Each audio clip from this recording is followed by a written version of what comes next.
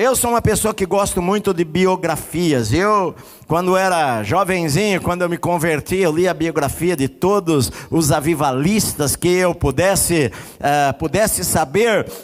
Li a biografia de Charles Finney, li de Dwight Lyman Moody, li de tantos homens, e Jonathan Edwards, e David Brenner, de tantas pessoas ao longo da história toda, e avivamentos. E a vida destas pessoas me inspiram a servir a Deus, a continuar, a ficar firme, a trabalhar para o Senhor. Então os homens de Deus que nos pregaram a palavra, eles devem nos inspirar. E a Bíblia diz que nós devemos lembrar deles, porque eles são exemplos para a nossa vida, e nós devemos atentar para o fim que eles tiveram, por causa da sua fidelidade a Deus, e imitar os caminhos, imitar a fé que eles tiveram. Ao longo da minha vida de pastor, eu vi tantas pessoas tomarem o caminho correto e outras tantas tomarem o caminho errado. Eu vi muitas pessoas que obedeceram a Deus e muitas pessoas que desobedeceram a Deus. Muitas pessoas que fizeram escolhas certas e muitas pessoas que fizeram escolhas erradas. E quando eu olho para homens de Deus que permaneceram firmes até o final da sua vida, servindo ao Senhor e vivendo uma vida íntegra e uma vida reta, isto para mim me inspira a seguir estas pessoas e saber que você pode terminar a sua vida de uma maneira vitoriosa, meu amado. Você não precisa terminar a sua vida de uma maneira... E nós estávamos numa conferência, e 2 ou 3 dos irmãos o tempo inteiro, o dia todo, até a noite, tinha a garrafinha ali do lado daquele líquido mais escuro lá, cheio de gás. É pecado, não é pecado, mas aquilo pode ser usado também até para desentupir ralo. Enfim, não é questão de pecado ou não, mas os judeus, eles entenderam errado o que Deus estava dizendo para eles. Tudo para eles era motivo de pecado. Então para eles eles viviam debaixo de regras e regras e regras e regras. Quando eu me converti há mais de 40 anos atrás, parecia que era o seguinte: olha, crente, naquela época era assim, crente não fuma, não bebe, não vai no cinema, o resto pode fazer tudo. Não adultera também, mas o resto está liberado. E não é isto, porque você pode não fazer estas coisas exteriores e dentro de você estar impuro. Jesus não falou dos fariseus: olha, vocês por fora, vocês parecem sepulcros bonitos, caiados, pintados, mas por dentro vocês estão cheios de ossos podres. E é o que ele vai falar aqui, porque ele fala o seguinte: olha, na verdade a vida cristã, ela é interior, é de dentro para fora e não de fora para dentro.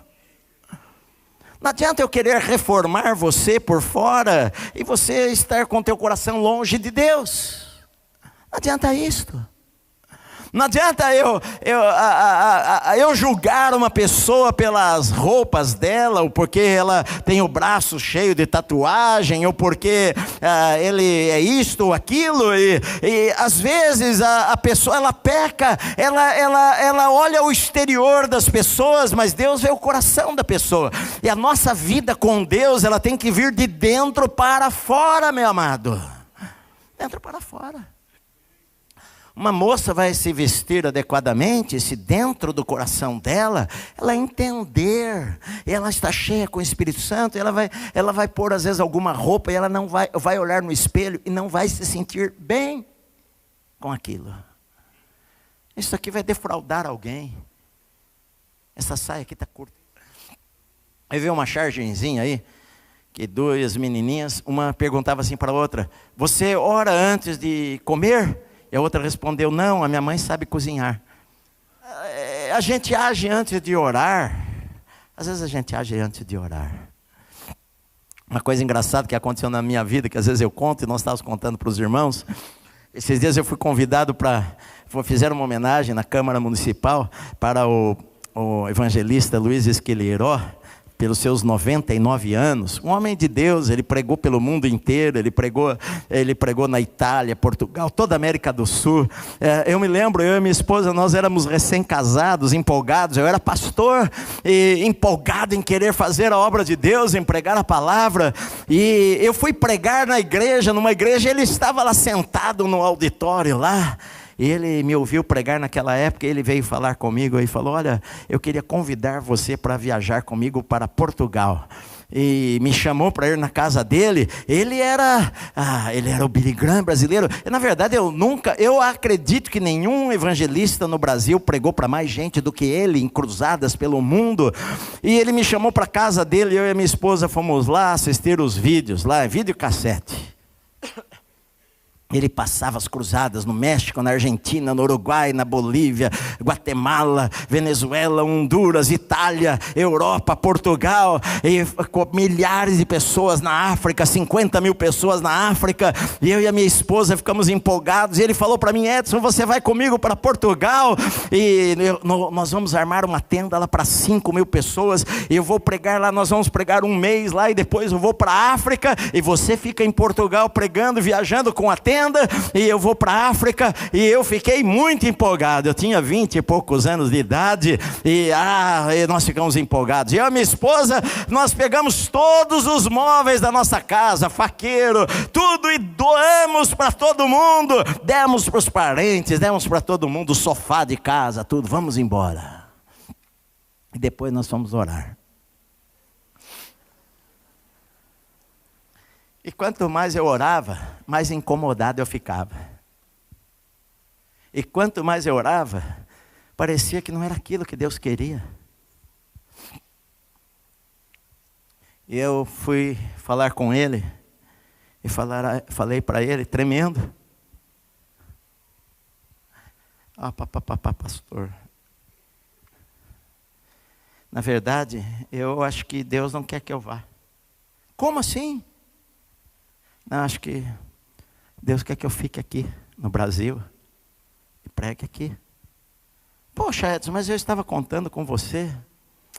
Você me desculpa, mas eu acredito que Deus quer que eu fique aqui. Ele ficou meio aborrecido comigo. Mas a vida seguiu. E nós ficamos sem móveis. E nós guardávamos nossas roupas em caixas de papelão. A gente punha as roupas lá dentro, tirava, né, lavava, deixava arrumadinha ali.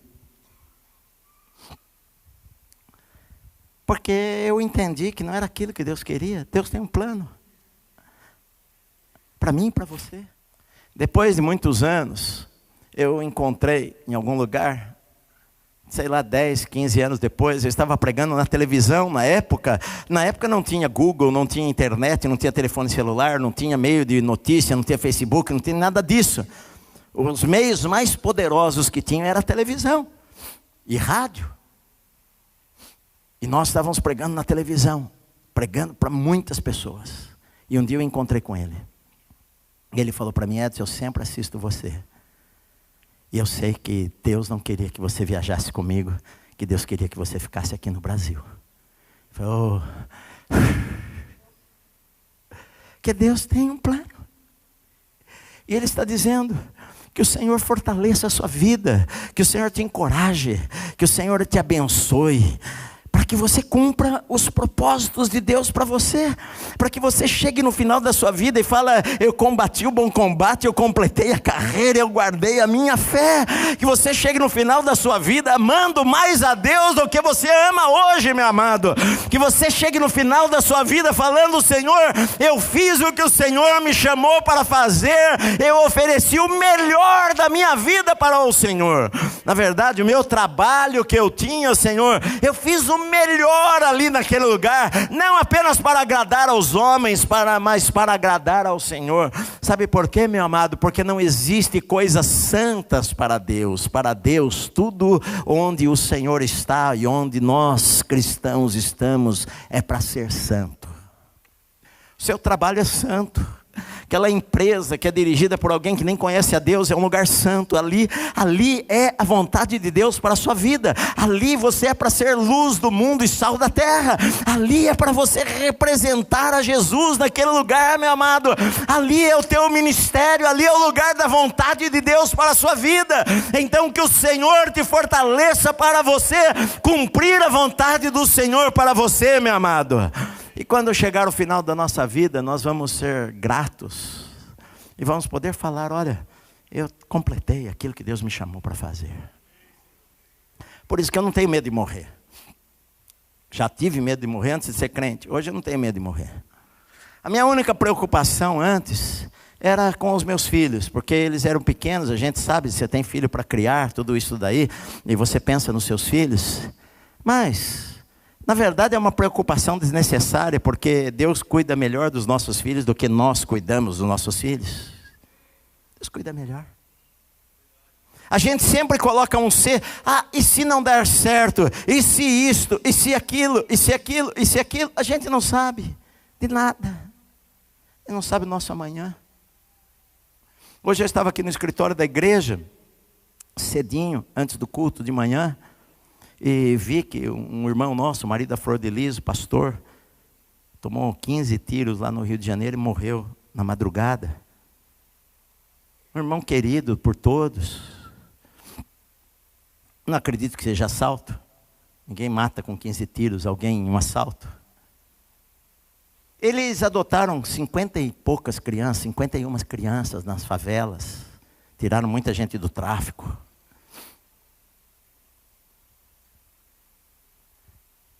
Mas, queridos, nós estamos aqui para servir a Deus. Quando chegar a nossa hora, o céu vai se abrir e vai nos receber. Sexta-feira, alguns irmãos me mandaram mensagem falando da morte do pastor Davi Clavas. Eu não sei quantos de vocês conheceram o pastor Davi Clavas, mas ele foi um pastor muito conhecido. Na década de 80, na cidade de São Paulo, a sua igreja era uma das maiores igrejas que tinham. Em São Paulo eu poderia nomear naquela época umas 4 igrejas muito conhecidas na cidade. A igreja dele era uma delas, a Igreja Batista da Lapa, que é uma igreja grande e forte até hoje. Mas eu me lembro que eu fui pregar lá naquela igreja há 37 anos atrás. 37 anos atrás. Estava em construção. 37 anos. E eu falei para o irmão, quantas vezes eu fui depois, algumas vezes lá novamente, alguns anos atrás, acho que uns 5, 6 anos atrás, eu estive lá novamente. E um pastor, um homem íntegro, um homem simples, um homem de Deus, um homem comprometido com Deus. Quantas perseguições passou, levou tiro, quantas coisas aconteceram na vida dele. A gente não sabe das coisas. Estava na Colômbia semana passada, eu e a minha esposa e o pastor lá, por tanta gente se converter e a igreja crescer na cidade, uma igreja que tem mais de 100 mil pessoas, uma igreja local. O pastor tomou 5 tiros, ficou na UTI, quase morreu, mas não era hora.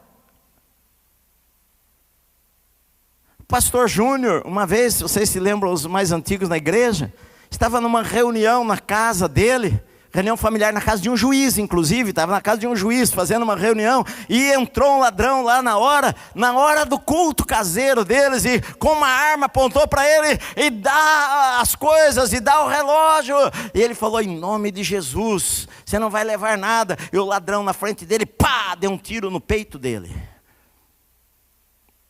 Ladrões saíram correndo, e os irmãos tudo aquele apavoramento, e olharam, ele olhou, será que o revólver falhou? A hora que ele levantou do sofá, atrás das costas dele no sofá estava furado, tinha a bala passado pelo corpo dele, batido na parede, e não acertou ele. Deus é Deus, Deus é o Senhor. Deus é o dono de todas as coisas, Ele é poderoso, Ele é tremendo, Ele é tremendo.